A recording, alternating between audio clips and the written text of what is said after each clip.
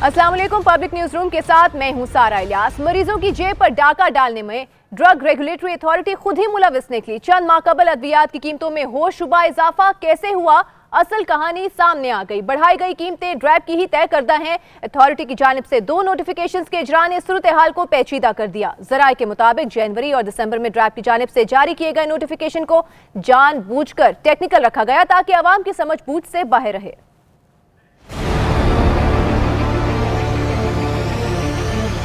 वफाकी दारुल हुकूमत में अद्वियात की कीमतें बढ़ने के मामले ने अवाम में एक बार फिर तशवीश पैदा कर दी। बढ़ाई गई कीमतें ड्रैब की तय करदा कीमतों के बराबर ही हैं। जराए के मुताबिक नोटिफिकेशन को जानबूझकर टेक्निकल रखा गया ताकि अवाम की समझ से बालातर रहे। हार्डशिप केसेस में 10 रोज में 2 बार अद्वियात की कीमतों में इजाफे के असरात अवाम पर पड़ने लगे। ड्रैब की जानिब से 31 दिसंबर 2018 को अद्वियात की कीमतों में इजाफा किया गया। फिर 10 जनवरी को दोबारा 9 से 15% इजाफा किया गया। फार्मा कंपनीज की जानिब से बढ़ाई गई हालिया कीमतें ड्रैब की तय करदा ही हैं। मार्केट में कई फार्मा कंपनीज का वो स्टॉक मौजूद था जो ड्रैब की बढ़ाई गई कीमतों से पहले का था। नए स्टॉक को मार्केट में लाने पर फार्मा कंपनीज ने ड्रैब की तय करदा कीमतों पर अद्वियात की फरोख्त शुरू कर दी। वफाकी वजीर सेहत आमिर कयानी ने गुज़श्ता रोज अद्वियात की कीमतों में गैर कानूनी इजाफे पर ड्रैब को तहकीकात की हिदायत जारी की थी और वजारत सेहत की जानिब से अद्वियात की कीमतें बढ़ाने के मामले पर मुतलका इदारों को खत भी लिख दिया गया।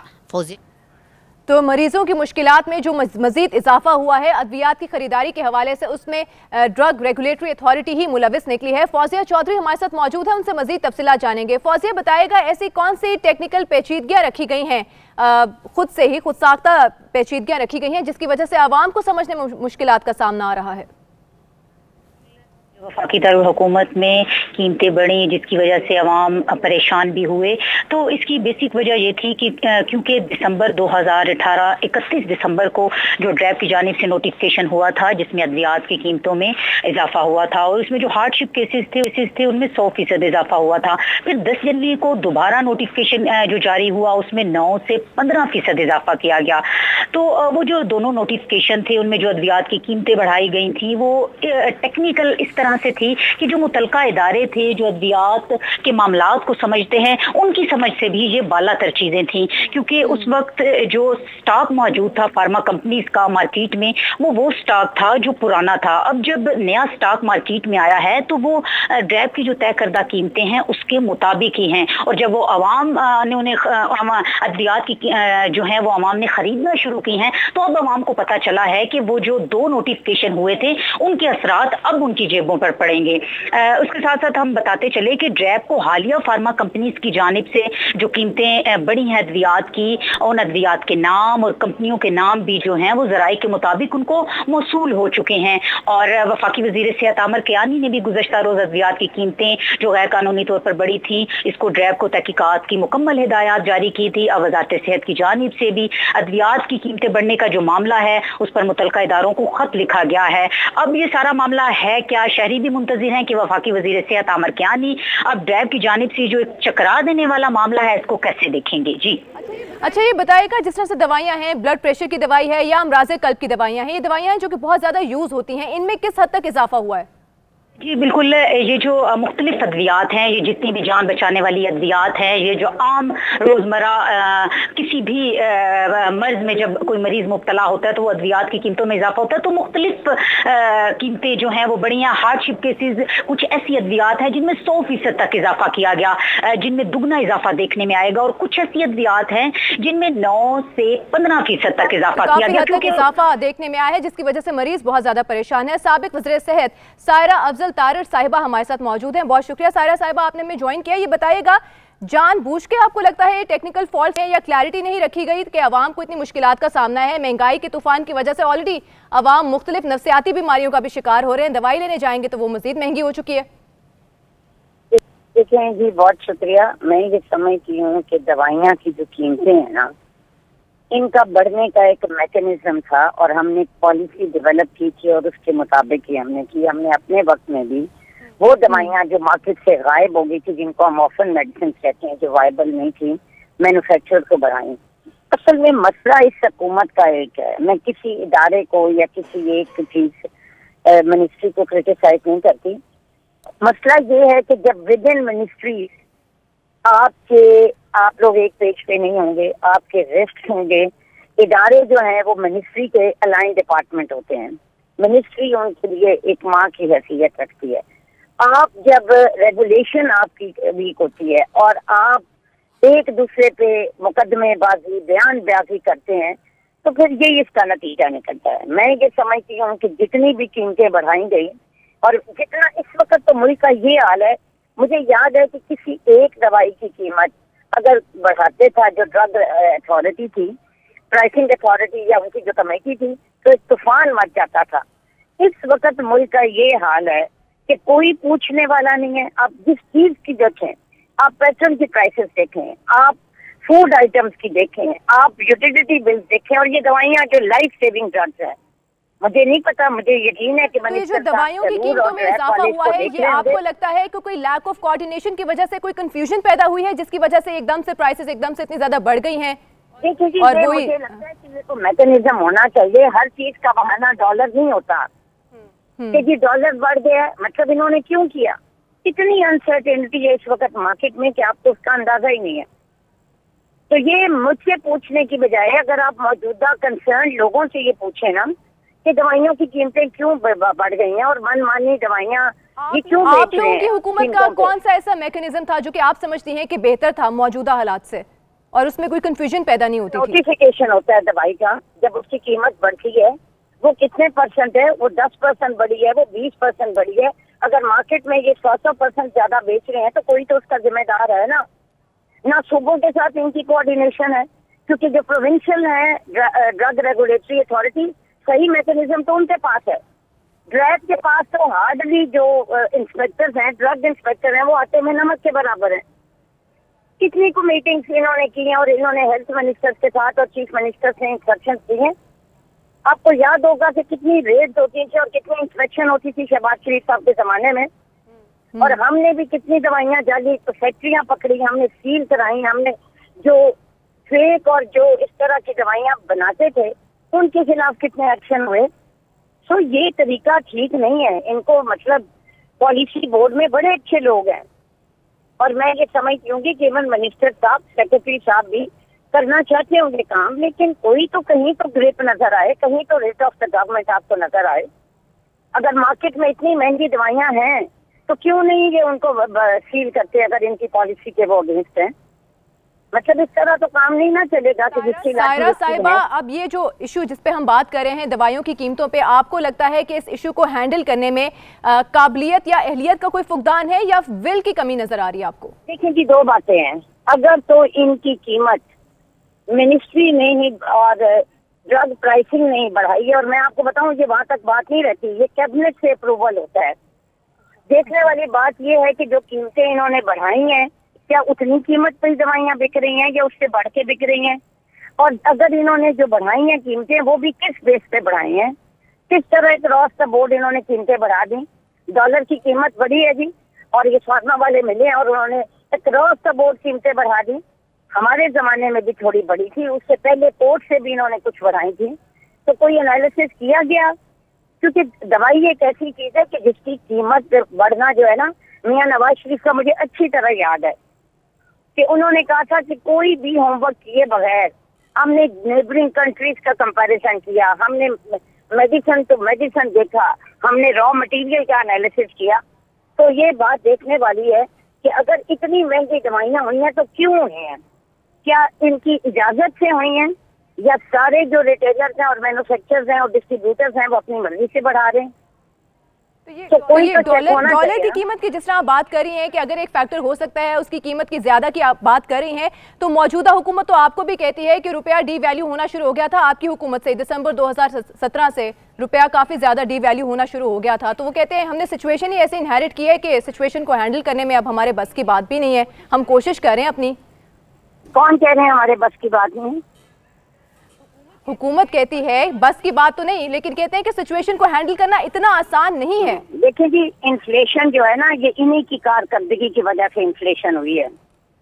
इन्होंने इस तरह मुल्क का बेड़ा गर्क किया हुआ है ना इस वक्त कि कोई चीज जो है ना वो कंट्रोल नहीं हो रही। दिन रात छापे पड़ रहे हैं, दिन रात सब कुछ हो रहा है, लेकिन प्राइस कंट्रोल इनके इख्तियार में ही नहीं है। इन्फ्लेशन क्यों इनके बस में नहीं है, की नहीं है इन्होंने। जब ये सारा कुछ कर रहे थे तो उस वक्त इनको नहीं पता था कि क्या इसका अंजाम होगा। सिर्फ ये कह देना कि लोग सब्र करें कि महंगाई में होगी, चीखें तो निकलेंगी। जब हुक्मरान खुद ही कहेंगे कि अवाम की चीखें निकलनी है तो फिर आपका पास इसका क्या जवाब है? तो वो ये कहते हैं ना कि आप लोगों ने खजाना खाली करके दिया था, इन्हें तो महंगाई तो अब बर्दाश्त करनी पड़ेगी, बोझ वक्ती तौर पे। जी मुझे आवाज नहीं आई आपकी। जी मैं आपसे ये कह रही थी कि अब मौजूदा हुकूमत ये कहती है कि आपकी जानिब से खजाना खाली मिला था हमें, जिसके बायस अब अवाम को वक्ती तौर पर कुछ वक्त के लिए महंगाई का तूफान बर्दाश्त करना पड़ेगा। ये मौजूदा हुकूमत मैं बताऊं कौन सी ऐसी हुकूमत पाकिस्तान में आई है कि जिसको सोने की चम्मच में नवाला मिला है? पिछले कई दहाइयों से फाइनेंशियल हमारे चैलेंजेस थे। जब हमारी हुकूमत आई थी तो तब खजाना था। आप कंपैरिजन करके देख लें कि 2018 में जब हमने छोड़ा और उसके बाद जब इंटरिम सेटअप आया और ये जब आए तो क्या कंपैरिजन था? हर चीज का मलबा हम पे डालना अब ये छोड़ दें, ये खुद परफॉर्म करें, ये खुद बताएं कि इन्होंने क्या किया है।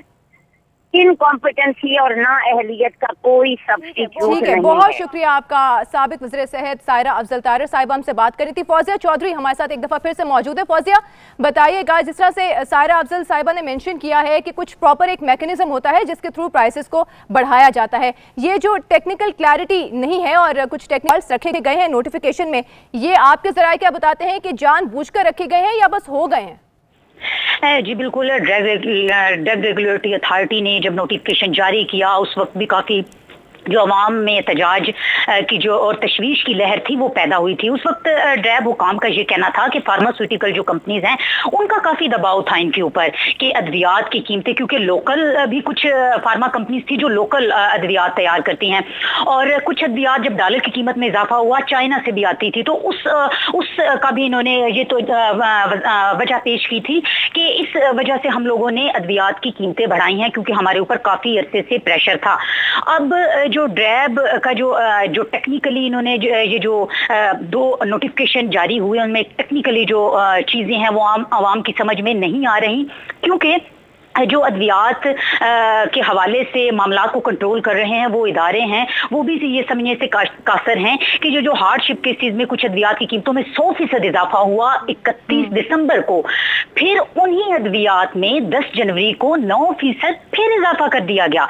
अब जब 10 दिनों के अंदर 2 मरतबा अद्वियात की कीमतों में इजाफा होगा तो हम ये नहीं कह सकते कि ये जानबूझकर किया गया। अगर डैब ने ये अद्वियात की कीमतों में इजाफा किया, इस हवाले से काफ़ी तो शनीद होती है, फिर वजारत सेहत जो है इससे अप्रूवल ली जाती है, ये सारा मामला इतनी जल्दी में नहीं होता। तो हम ये कह सकते हैं कि ये टेक्निकली इस वजह से रखा गया कि उस वक्त अवाम को ये पता ना चले कि इतना ज्यादा इजाफा अद्वियात की कीमतों में होने वाला है जो आइंदा चंद माह तक अवाम की जेबों को खाली करता रहेगा। जी ठीक है, बहुत शुक्रिया आपका फौजिया चौधरी, आप हमें अपडेट करिए। दवाइयों की कीमतों में एकदम एक होशरुबा इजाफा हुआ है जिसकी वजह से आवाम शदीद परेशान है। मरीज जो दवाई लेने के लिए जाते हैं वो खाली हाथ ही वापस आ रहे हैं। एक और इशू पे बात करेंगे। वज़ीर सेहत पंजाब डॉक्टर यास्मीन राशिद की जानिब से अद्वियात की कीमतों में इजाफे पर ट्वीट अब सामने आ गया है। यही इशू है जिस पर अद्वियात में कीमतों में जो इजाफा हुआ है उस पर यास्मीन राशिद का ट्वीट सामने आया है। वो कहती हैं कि बिला जवाज इजाफे पर कंपनीज के खिलाफ क्रैकडाउन का हुक्म दे दिया गया है और वफाकी वज़ीर सेहत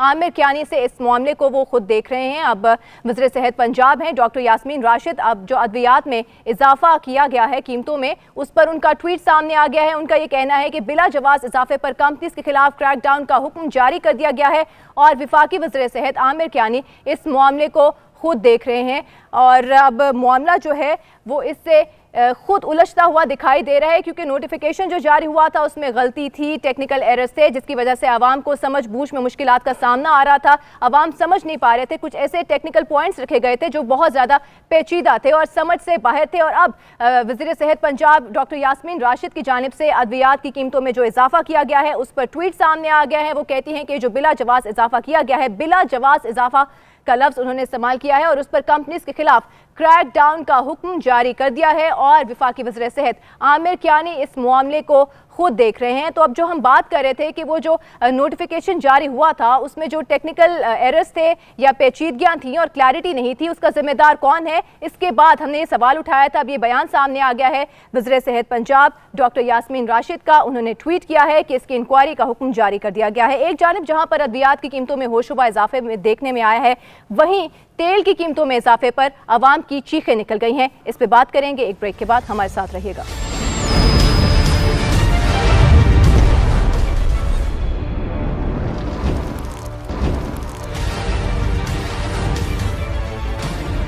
पब्लिक न्यूज रूम में एक बार फिर से आपको खुशामदीद कहेंगे। इक्तिसादी राब्ता कमेटी ने 1 लाख टन यूरिया दरामद करने की मंजूरी दे दी है। फैसला किसानों को खाद की फराहमी यकीनी बनाने और मौसम गर्मा में गैस की तरसील बिजली घरों को जारी रखने के लिए किया गया। ECC ने वजारत सनअत व पैदावार किसानों को सस्ते दामों खाद की फराहमी यकीनी बनाने और कीमतों का जायजा लेने की हिदायत भी की है। वज़ीर खजाना असद उमर की ज़ेर सदारत इक्तिसादी राब्ता कमेटी का इजलास हुआ। 15 निकाती एजेंडे में ऑडिटर जनरल ऑफ पाकिस्तान के लिए 96 करोड़ रुपए, Pakistan mortgage refinance company limited के लिए 8 करोड़ डॉलर, एविएशन डिवीजन और पंजाब रेंजर्स के लिए ज़िमनी ग्रांट्स मंजूरी के लिए पेश किए गए। इक्तिसादी राब्ता कमेटी के इजलास में मुल्क में यूरिया खाद की तलबो पैदावार और खाद की कीमतों के मैकेनिज्म का जायजा लिया गया। इक्तिसादी राब्ता कमेटी ने 1 लाख टन यूरिया दरामद करने की मंजूरी दे दी। एलामिया के मुताबिक वजारत सनअत व पैदावार को यूरिया की कीमतों के मैकेनिज्म का जायजा लेने की हदायत की गई है। किसानों को खाद की फराहमी यकीनी बनाने के लिए 1 लाख टन यूरिया दरामद करने की मंजूरी दी गई, ताकि गर्मियों में फर्टिलाइजर प्लांट से बिजली घरों को गैस की तरसील जारी रखी जा सके। ECC के इजलास में यूटिलिटी स्टोर्स की कारकर्दगी का भी जायजा लिया गया। तो इक्तिसादी राब्ता कमेटी का यह अहम इजलास हुआ है, जिसमें अहम मामलात पर मंजूरी दी गई है। 1 लाख टन यूरिया दरामद करने की मंजूरी दे दी गई है। फैसला किसानों को खाद की फराहमी यकीनी बनाने और मौसम गर्मा में गैस की तरसील बिजली घरों को जारी रखने के लिए किया गया है, ताकि बिजली घरों को गैस फराहम की जा सके और बिजली की कमी पे किसी हद तक काबू पाने में कोशिश की जा सके। राजा उस्मान ताहिर हमारे साथ मौजूद हैं, उनसे इस इजलास के हवाले से मजीद तफसीलात जानेंगे। उस्मान, बताइएगा इस इजलास में कौन से अहम फैसले हैं जिनकी मंजूरी दी गई है? जी बिल्कुल, राब्ता कमेटी का इजलास वज़ीर खजाना असद उमर की ज़ेर सदारत पे हुआ और इस हवाले से बड़ा अहम इजलास था आज। इसमें 15 निकाती एजेंडे के ऊपर गौर किया गया। इक्तिसादी राब्ता कमेटी ने किसानों को खाद की जरूरियात को पूरा करने के लिए 1 लाख टन जो यूरिया है वो दरामद करने की मंजूरी दे दी है, जबकि ECC ने वजारत सनअत व पैदावार को ये हदायत की है, स्पेशली ये हदायत की गई है कि किसानों को सस्ती खाद फराहम की जाए और इसके ऊपर अमल दरामद भी होना चाहिए। इसके साथ साथ सस्ती शरह पर यूरिया की फराहमी को यकीनी बनाने के लिए ये भी कहा गया है वजारत सनअत व पैदावार का कि इसका एक मैकेनिज्म बनाया जाए ताकि किसानों से जायद नर्स जो है वो वसूल ना किए जा सके। जबकि मौसम सरमा में पावर प्लांट को गैस की फराहमी को भी यकीनी बनाने के लिए, क्योंकि मौसम सरमा में पावर प्लांट की गैस की फराहमी इतनी ज्यादा नहीं होती है, इस हवाले से ECC का इजाफी जो यूरिया खाद दरामद करने का फैसला भी किया गया है। जी अच्छा, ठीक है, आप हमें अपडेट कर रहे थे राजा उस्मान ताहिर। इस हवाले से इजलास में अहम फैसलों की मंजूरी दी गई है। आबिद सुलहरी साहब माहिर मुआशात हमारे साथ मौजूद हैं, उनसे उनकी राय जानेंगे। आबिद साहब, बहुत शुक्रिया, आपने हमें टाइम दिया है। ये बताइएगा कि ये फैसला किया गया है ECC के इजलास में कि बिजली घरों को गैस दे दी जाएगी ताकि बिजली बनाने में थोड़ी बहुत हमें रिलैक्सेशन मिल सके। फर्टिलाइजर सेक्टर की गैस दे दी जाएगी। फर्टिलाइजर सेक्टर किस हद तक मुतासर हो सकता है? देखिए, इस वक्त बेसिकली तो एक बैलेंस मेंटेन करना है और ये प्रायोरिटाइजेशन करनी है कि क्या आप जो गैस है जो कि महदूद मिकदार में है उससे आप बिजली बना लें और सस्ती बिजली दे दें, या आप उसको फर्टिलाइजर कंपनीज को दे दें यूरिया बनाने के लिए और उससे यूरिया बना लें। अब गर्मियों में जिस तरह गर्मी की शिद्दत आएगी और डेफिनेटली रमज़ान और ये सारे फैक्टर्स, उसमें अगर बिजली जो है वो LNG, इम्पोर्टेड LNG पे या फर्नेस ऑयल पे अगर आप बना रहे हैं तो डेफिनेटली उसकी पर यूनिट कॉस्ट जो है वो बहुत ज़्यादा बढ़ जाएगी। अब हुकूमत जो है वो गालबन ये कोशिश कर रही है कि यूरिया इंपोर्ट कर लिया जाए, उस पर किसी किस्म की कोई सब्सिडी जो है वो दे दी जाए ताकि जो हमारा रूरल कंज्यूमर और प्रोड्यूसर्स हैं उनके मसाइल हल हो सकें और बिजली बनाई। डॉलर महंगा हो गया है, यूरिया हम इंपोर्ट करेंगे तो उसके ऊपर हमें ड्यूटी भी बहुत ज़्यादा पड़ जाएगी। मेरा ख्याल है कि हुकूमत कोई ना कोई इस पे पैकेज देगी जिसपे कि ये इसकी कीमतें जो हैं ये किसानों की ऑब्वियसली जो बाइंग पावर है उसके अंदर रह सके। हुकूमत कभी भी ये कोशिश नहीं करेगी कि एग्रीकल्चर सेक्टर जो है और जो फार्मिंग कम्युनिटी है उन पे काश्तकार जो हैं उनको अनड्यू हार्डशिप में डाले। तो अगर यूरिया इंपोर्ट हो रहा होगा तो फिर यकीनी तौर पे उसके साथ कोई ना कोई सपोर्ट मैकेनिज्म होगा कि वो फार्मर की जो कुव्वत खरीद है उसमें रहे। तो फार्मर को सपोर्ट करने के लिए वो आइडियल सपोर्ट मैकेनिज्म आपकी नज़र में क्या हो सकता है जो कि हुकूमत को अडॉप्ट करना चाहिए? यही हो सकता है कि उस पर जो इम्पोर्ट ड्यूटीज और बाकी ड्यूटीज है उनमें कुछ कंसेशन दी जाए ताकि यूरिया की जो इम्पोर्ट है वो जो यहाँ पे सप्लाई है अगर उसकी कीमत में कमी आएगी तो यकीनी तौर पे फिर उसको डिस्ट्रीब्यूटर जो है वो आगे कम कीमत पे बेच रहे होंगे। अगर उस पर ड्यूटीज और बाकी चीजें ज्यादा बढ़ जाएंगी तो फिर जाहिर है उसका रेट बढ़ रहा होगा। तो यकीनन हुकूमत अपने रेवेन्यू को हिट करती हुई कहीं ना कहीं पे कुछ सपोर्ट जो है वो दे रही है। अच्छा आबिद साहब, जो मौजूदा हालात में जो मुआशी टीम है हुकूमत की वो जो इक़दाम उठा रही है, आपके ख्याल में वो फार्मर्स के लिए तसल्ली बख्श हैं या किस हद तक फैसिलिटेट कर पा रहे हैं हमारे फार्मर्स को? तो अभी 2 हफ्ते पहले ही शायद हुकूमत ने एक एग्रीकल्चर इमरजेंसी नाफिज की है और वो एक एग्रीकल्चर का पैकेज जो है वफाकी हुकूमत ने अनाउंस किया है। बाकी एग्रीकल्चर चूँकि इस वक्त सूबाई सब्जेक्ट है 18वीं तरमीम के बाद, तो ये सूबों का मैंडेट है। तो यकीनी तौर पर सूबे भी इस पर अपने अपने लेवल पे काम जो है वो करना चाहेंगे और उनको करना चाहिए अगर उन्होंने नहीं शुरू किया। ज़राअत सिर्फ हमारी इक्तिसादियात के लिए नहीं बल्कि हमारी फूड सिक्योरिटी के लिए भी बहुत अहम है। हम फूड में सेल्फ सफिशिएंट तभी हो सकते हैं अगर हम एग्रीकल्चर ग्रोथ जो है वो अटेन कर सके और हम अपनी एक्सपोर्ट तभी बढ़ा सकते हैं। सारी एक्सपोर्ट हमारी एग्रो बेस्ड है, खा वो कपास से वाबस्ता जो हमारी टेक्सटाइल और गारमेंट्स की इंडस्ट्री है या वो हमारी लेदर गुड्स की इंडस्ट्री है या वो हमारी आम की या चावल की एक्सपोर्ट है या कीनू की एक्सपोर्ट है। तो एग्रीकल्चर जो है वो पाकिस्तान की इकॉनमी के लिए एक रीढ़ की हड्डी का दर्जा रखती है और जो भी हुकूमत इसको इग्नोर करेगी वो यकीनी तौर पर अपने लिए मुश्किलात में इजाफा करेगी। ठीक है, बहुत शुक्रिया आपका। माहिर मुआशियात सुलैरी साहब अपनी राय से हमें आगाह कर रहे थे। अब ECC का यहाँ इजलास हुआ है जिसमें अहम फैसलों की मंजूरी दी गई है। यूरिया को दरामद करने की मंजूरी दी गई है इस इजलास में और साथ ही साथ कुछ और अहम फैसले हैं और बिजली घरों को गैस की फराहमी के हवाले से मंजूरी दी गई है और फर्टिलाइजर सेक्टर की जो बिजली है वो जो गैस है बेसिकली वो बिजली घरों को दी जाएगी। एक ब्रेक शामिल करते हैं, ब्रेक के बाद वापस आएंगे, कुछ मजीद अहम इश्यूज पर बात करेंगे, हमारे साथ रहिएगा।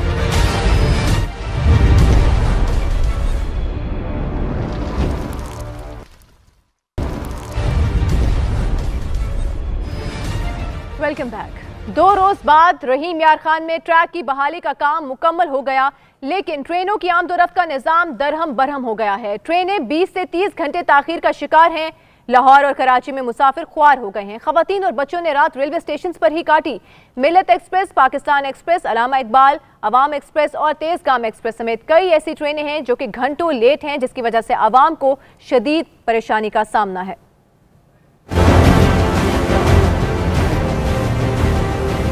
मालगाड़ी के एक हादसे ने रेलवे की कारकर्दगी पर सवालिया निशान लगा दिए। रहीम यार खान के करीब मालगाड़ी के हादसे के बाइस ट्रेनों की आमद और रफ्त का निजाम दरहम बरहम हो गया। ट्रेनें 20 से 30 घंटे से जायद ताखीर का शिकार हैं। लाहौर और कराची स्टेशन पर मुसाफिरों की नींदें हराम हो गयी। बच्चों, खवातीन, बुजुर्गों की सारी रात इंतजार में ही कट गयी, लेकिन ट्रेनें न आई। कोई जमीन पर बैठ कर वक्त गुजारता रहा तो कोई इधर उधर चक्कर लगाता रहा। स्टेशन पर सहूलियात की कमी ने भी मुसाफिरों की परेशानी में इजाफा कर दिया। इंतजामिया गायब रही और मुसाफिर बेसरो सामानी की हालत में पड़े रहे। अल्लामा इकबाल एक्सप्रेस 22 घंटे और पाकिस्तान एक्सप्रेस 19 घंटे ताखीर से कराची पहुंची। रहीम यार खान के स्टेशन मास्टर मियां मकबूल के मुताबिक डाउन ट्रैक की बहाली पर तकरीबन 2 दिन लगे। हादसे के मकाम पर ट्रेन में खराबी के बाइस मरम्मती काम में ताखीर हुई। ताहम ट्रैक की मुकम्मल बहाली के बाद ट्रेनें अपनी मंजिल की जानिब गामजन हैं। 2 रोज कबल लाहौर से कराची जाने वाली माल गाड़ी की 13 बोगियां उलट गई थी। तो 2 रोज गुजर गए हैं जिसके बाद इस ट्रैक की बहाली का काम तो मुकम्मल हो गया है, लेकिन अभी तक ट्रेन की जो आमदोरफ्त का सिलसिला है वो सही तरीके से बहाल नहीं हो सका है और ट्रेनें जो हैं वो ताखीर का शिकार हैं। ताहिर इमरान हमारे नुमाइंदे हमारे साथ मौजूद हैं, उनसे मजीद तफसीलात जानेंगे। ताहिर, बताएगा ट्रैक की बहाली का काम मुकम्मल हो गया है, कितनी ताखीर का शिकार हुआ है ये ट्रेनों का शेड्यूल? जी बिल्कुल, रहीम यार खान में जो ट्रेन का हादसा पेश आया था उसके बाद ट्रैक की जो ट्रैक का तो जो काम था वो तो मुकम्मल कर लिया गया, लेकिन इसके बाद जो ट्रेनों की आमदोरफ्त है वो शदीद किस्म की मुश्किलात का शिकार है, ताखीर का शिकार है, जिससे मुसाफिर हैं वो काफ़ी खार हो रहे हैं। ये Jinnah express, Karakoram express, business express, Karachi express और पाकिस्तान एक्सप्रेस समेत दीगर जितनी भी ट्रेनें हैं वो ताखीर का शिकार है।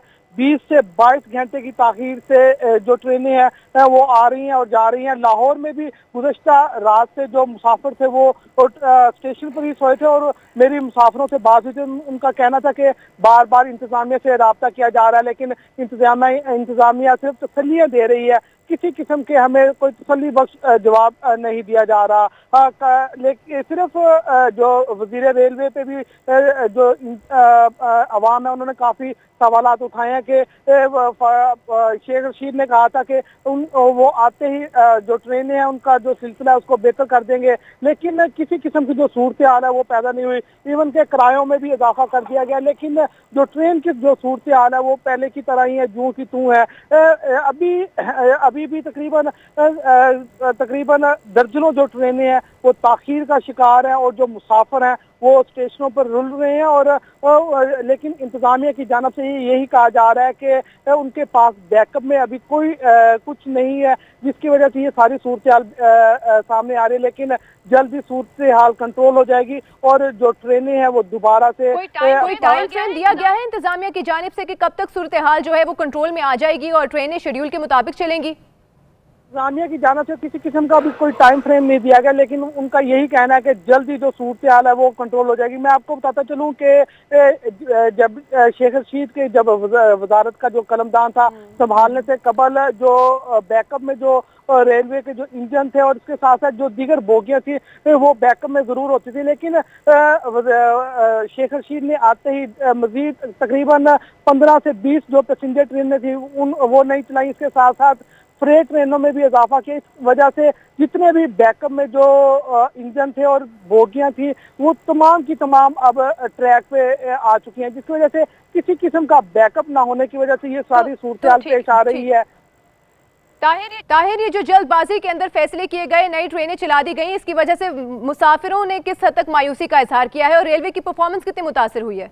जैसे ही नई ट्रेनें चली थी तो उसके बाद तो मुसाफिर भी बहुत इत्मीनान थे कि दोबारा से जो रेलवे है वो ट्रैक पे आ गई है और सारा का सारा, बल्कि लोग अब पब्लिक ट्रांसपोर्ट से ज्यादा रेलवे पे इन्हिसार करना शुरू कर दिया था। लेकिन अब जैसे ही ये अब रेलवे की जो दोबारा से जो ताखीर का अमल पैदा होना शुरू हुआ उसके बाद से और मुसाफिर ख्वार हो रहे हैं, उसके बाद से मुसाफिर चिल्ला उठे और मुसाफिरों का यही कहना है कि जिस तरह ट्रेन पहले चलती थी वही सूरत हाल पैदा हो रही है। जिनमें खवातीन और बच्चे भी मौजूद हैं और शदीद परेशानी का शिकार हैं। बहुत शुक्रिया इमरान, आप हमें अपडेट कर रहे थे रेलवे की सिचुएशन के हवाले से। 2 रोज बाद ट्रैक तो बहाल कर दिया गया है, लेकिन आमदोरफ्त का सिलसिला अभी तक प्रॉपर तरीके से बहाल नहीं हो सका है। एक ब्रेक लेते हैं, ब्रेक के बाद वापस आएंगे, हमारे साथ रहिएगा।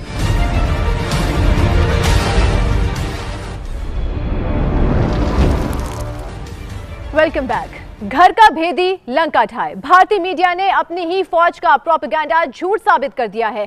27 फरवरी की कार्रवाई में पाकिस्तान ने F-16 तैयारे इस्तेमाल नहीं किए हैं। खबर रसा एजेंसी ANI के मुताबिक भारतीय फौज को मकबूजा कश्मीर में मिराज 3 तैयारों से फेंके गए बमों की बाकियात मिली हैं।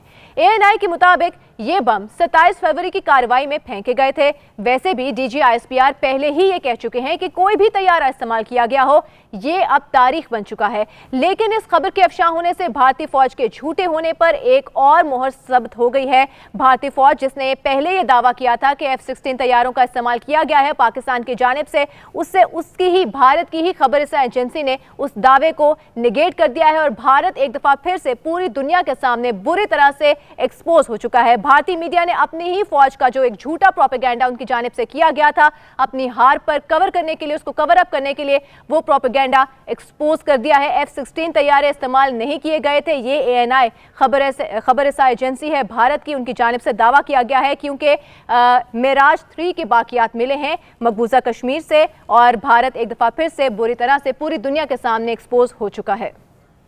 आगे बढ़ते हैं और अब कुछ बात करते हैं बीआरटी के हवाले से। तो बीआरटी पेशावर मंसूबा 2 मजीद अफसरान की नौकरी खा गया है।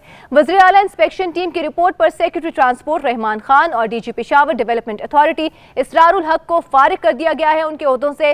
वज़ीर आला महमूद खान ने इस मंसूबे की तकमील में ताखीर पर इंस्पेक्शन टीम को तहकीकात का हुक्म दिया था।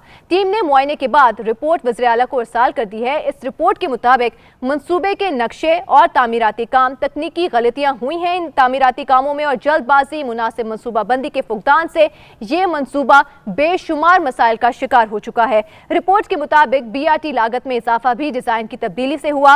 मंसूबे में पैदल चलने वालों के लिए इंतजामात हैं ही नहीं। सर्विस रोड के मेन रोड से मुंसलिक होने से ट्रैफिक मसाइल पैदा हुए हैं और बाज़ मकामात पर पैदल चलने वालों को सड़क अबूर करने के लिए 1600 मीटर चलना पड़ेगा। हसन अली हमारे साथ मौजूद हैं, उनसे मजीद जानेंगे कि क्या टेक्निकल फॉल्ट्स हैं और इंस्पेक्शन टीम की जो रिपोर्ट है उसमें क्या इंकशाफात सामने आए हैं। जी हसन, बताएगा इंस्पेक्शन टीम की रिपोर्ट क्या कहती है?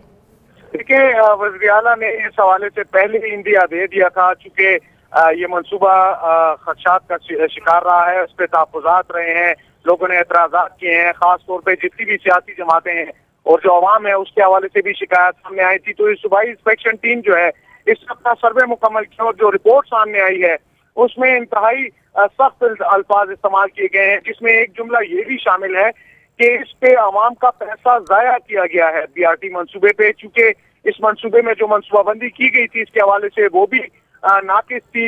उस मंसूबाबंदी ने भी कोई काम नहीं किया, जिसकी वजह से इस मंसूबे में। ठीक है, बहुत शुक्रिया आपका हसन अली, आप हमें अपडेट कर रहे थे। इस वक्त आपको बराह रास्त लिए चलते हैं। टूरिज्म समिट 2019 से वज़ीर आज़म इमरान खान खिताब कर रहे हैं। ख्वातीन हज़रात, मैंने ये जो अभी हमारी ट्रेवर ने और वो जो बाहर से हमारे मेहमान आए हुए उन्होंने जो भी ये छोटी छोटी अपनी क्लिप्स दिखाए, मैं आपको अभी बैराम वारिस साहब ने बात की कि हमारे अपने लोगों को जाना चाहिए। ये जो सारा बलूचिस्तान कोस्टल बेल्ट है वो बिल्कुल वर्जन टूरिज़म के लिए, कब शायद ही कहीं इस तरह की बीच टूरिज़म मिले जो ये सारे इलाके में है। लेकिन प्रॉब्लम ये है कि हमारे लोगों को, जो हमारी एलीट है, एलीट जब भी गर्मियों की छुट्टियां होती है वो इंग्लैंड चले जाते हैं, यूरोप चले जाते हैं, उनको पता ही नहीं है पाकिस्तान का। हमारे इस मुल्क में मैं आपको पूरे वसूख से कहता हूँ कि हमारे हेड्स ऑफ स्टेट को नहीं पता कि पाकिस्तान में किस तरह की अल्लाह ने खूबसूरती दी हुई है। क्योंकि मैं, जिस तरह ये भी नौजवान ने कहा, ट्रेवर ने, कि मैं सारी दुनिया, ये दुनिया शौक़ होता है जब आप शुरू में, जब आप 18, 19, 20 साल के होते हैं कि दुनिया देखी जाए, तो मुझे भी ये शौक़ था। तो मैंने सारी दुनिया देखी, मैंने दुनिया का चक्कर लगाया, फिर जो भी जगह थी स्विट्ज़रलैंड में और ऑस्ट्रिया और अफ्रीका, सारी जगह गया। मैं आपको आज ये कहता हूँ कि जो अल्लाह ने पाकिस्तान में डाइवर्सिटी दी है, देखिए कई जगह पे आपको माउंटेन खूबसूरत मिल जाएंगे जिस तरह स्विट्ज़रलैंड में है, कई जगह आपको बीच टूरिज़म मिल जाएगी, कई जगह आपको डेजर्ट की भी टूरिज़म अब शुरू हो गई। आप जाए यहाँ अबू धाबी, दुबई, तो वो कोई डेजर्ट ट्रिप्स भी करते हैं। कहीं भी आपको इस तरह का कॉम्बिनेशन नहीं मिलेगा जो आज पाकिस्तान में है। और जब मैं गर्मियों में जाना चाहता था पहाड़ों पे, क्योंकि हमारे पास एक हमारा टीचर था एचएसएन कॉलेज में, अभी वो 101 साल की उम्र में फौत हुए हैं, जीडी लैंगलैंड्स, तो वो हमारे स्कूल की ट्रिप्स करवाता था नॉर्दर्न एरियाज़ में। तो मैं जब 15 साल का था तो मैं तब पहली दफ़ा गया गिलगित और हुंजा और ये इलाके मैंने देखे। तो उन दिनों में काराकोरम हाईवे बन रहा था, तो वो जो मैंने तब खूबसूरती देखी, तब भी मुझे याद है मैं जब सारी दुनिया भी फिरा तो मुझे कभी भी उस तरह की खूबसूरती नहीं नज़र आई। और वो तब भी मुझे अंदाज़ा नहीं था कि और कितनी, यानी पहाड़, एक तो माउंटेन सीनरी है, लेकिन उस माउंटेन सीनरी में जो डाइवर्सिटी है वो भी कहीं दुनिया में नहीं है। मसलन आप सुलेमान रेंज देखें वो और है, आप हिमालय देखें वो और है, काराकोरम देखें वो और है। इन सब के अंदर मुख्तलिफ चीज़ें हैं और हर माउंटेन रेंज की खासियत है। जो हमारा ये जो इंडस के लेफ्ट साइड पे जो हिमालयाज़ हैं, और जिस तरह आप ज़्यादा साउथ आते जाते हैं ऊपर से स्कर्दू से, तो उसकी एक यूनिक चीज़ है, मॉनसून्स हिट करती हैं एक हाइट के ऊपर, और वो जो हाइट के ऊपर जब मॉनसून्स हिट करती हैं तो वो जिस तरह की वेजिटेशन है वो आपको कहीं नहीं मिलती उन हाइट्स के ऊपर। और फिर जो जिस तरह की वाइल्ड लाइफ है, बर्ड लाइफ है, मैं 2 साल पहले मैंने फैसला, क्योंकि हमारे जो पुराने अभी तक अंग्रेज़ के बनाए हुए रिजॉर्ट्स हैं, नथिया गली, गलियात हैं या ये कलाम, ये पुराने ये अंग्रेज़ ने बनाए हुए हैं। तो जब से पाकिस्तान बना कोई नया रिजॉर्ट ही नहीं बना। अब हुआ क्या, अभी जो बैराम साहब आपने बात की ना कि इसको पब्लिसाइज करना है, अब ये सोशल मीडिया की वजह से आपको पब्लिसाइज करने की ज़रूरत नहीं है। सोशल मीडिया एक ऐसी चीज़ निकली है कि वो जिस रेट के ऊपर, जिस तरह चीज़ें वायरल होती हैं, जिस रेट के ऊपर चीज़ें फैलती हैं, ये कभी दुनिया में पहले नहीं हुआ। तो मैं 3 साल पहले जब नॉर्दर्न एरियाज़ में गया तो मैंने देखा कि सारे होटल्स बुक थे। कहीं लोगों को नॉर्दर्न एरियाज़ में जब से थोड़ी ये वॉर ऑन टेरर या उससे थोड़ा पहले जब हुआ, इंतशार हुआ, तो नॉर्दर्न एरियाज़ में टूरिज़्म ख़त्म हो गई थी। तो मैं जब 3 साल पहले गया तो सारे होटल्स बुक थे। तो मैंने जब देखा वहाँ लोग कौन आए हुए थे, तो ये पाकिस्तानी थे, ब्रिटिश पाकिस्तानी आए हुए थे, यूरोप से, कई अमेरिका से पाकिस्तानी आए हुए थे। ये कैसे आए? कोई पब्लिसिटी नहीं थी कि कोई गया होगा, उसने अपनी फेसबुक के ऊपर लगाया कि जी मैं ये हुंजा या जो जिधर भी, उनको देख के टूरिज्म आने शुरू, सारे होटल्स बुक थे। तब मैंने रियलाइज़ किया कि ये हमें इसको और प्रमोट करना चाहिए। और ये जो नथिया गली, जो गलियात है, अब यहाँ इस तरह होता है गर्मियों में, क्यों, और वो बिल्कुल वही फेसबुक की वजह से, मोबाइल के फ़ोन की वजह से, यहाँ मरी रोड से ट्रैफिक जैम होता है नथिया गली के टॉप पे कई वीकेंड्स के ऊपर, क्योंकि लोगों के पास जाने की जगह नहीं है। तो एक दफ़ा हम जब ढूंढ रहे थे जगह, नए स्पॉट्स, और आपको अंदाज़ा नहीं कितने तकरीबन 100 नथिया गली है पाकिस्तान में, किसी को अंदाज़ा ही नहीं है। तो हम जब ढूंढ रहे थे तो एक जगह गया, एक कुबराट एक जगह है कोहिस्तान में, दीर में, अपर दीर में। तो हम गए और हमारे हेलीकॉप्टर में हम जगह देख रहे थे, तो वो किसी ने उसकी छोटी सी क्लिप बनाया, वो सोशल मीडिया पे लगा दिया। अब ये सोचे कि वो दीर से तकरीबन 4 घंटे की ड्राइव आगे और बुरी सड़क है, उसके वो क्लिप लगा, उसके ऊपर सोशल मीडिया पे पीटीआई के हमारे उस पे चला गया। 1 लाख लोग पहुंच गए अगले महीने के अंदर, 1 लाख लोग। तो जो डोमेस्टिक टूरिज्म है वो एक्सप्लोड कर रही है पाकिस्तान में।